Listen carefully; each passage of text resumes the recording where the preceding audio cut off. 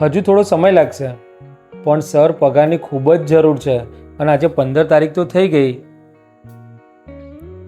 Okay okay, વાંધો નહીં, ચલો થેન્ક યુ. શું થયું? પગારને હજુ વાર લાગશે? હા, પણ વાંધો નહીં, ચલ જવા દે. સારું, તમે ચિંતા ના કરો, બધું સારું થઈ જશે.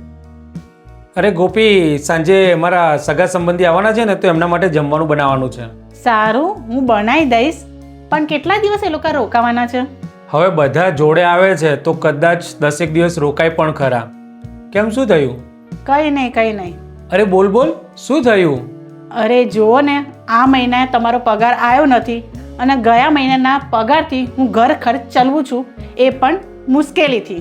હવે તો કરિયાણું પણ પતવા આવ્યું છે, તો સગા સંબંધીને કેવી રીતે સાચવીશું?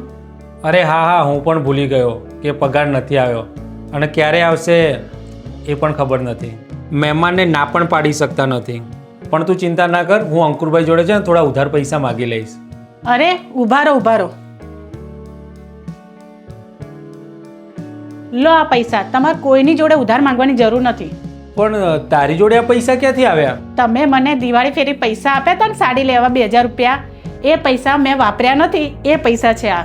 મને ખબર છે કે તમારો પગાર ઓછો છે. જો હું આમ ખર્ચા કરતી રહીશ તો આગળના ખર્ચા આપણે કેવી રીતે કરશું? સાડી તો પછી પણ લઈ લેવાય. જો એ સમયે હું આ પૈસા વાપરી દે તો આ ખરાબ સમયમાં આ પૈસા કામ ના આવત. સાચી વાત છે. પુરુષનું કામ છે પૈસા કમાવાનું, અને ઘર કેવી રીતે ચલાવવું એ એક સ્ત્રી જ જાણી શકે છે. માટે સ્ત્રીને લક્ષ્મી કહેવામાં આવે છે. જય શ્રી કૃષ્ણ.